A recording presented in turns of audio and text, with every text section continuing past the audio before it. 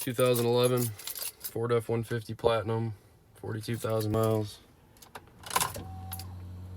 Key in. All the electronics work. You got nothing. Module fault. That's all it's saying now. Yep, there goes service AndvanceTrac.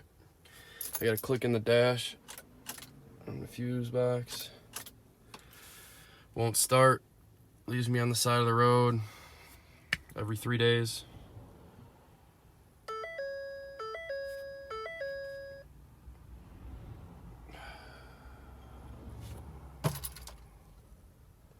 It's a Ford.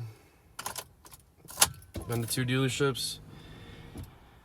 It works just fine when I pull it into the dealer. When I get it towed to the dealership, it runs and drives great.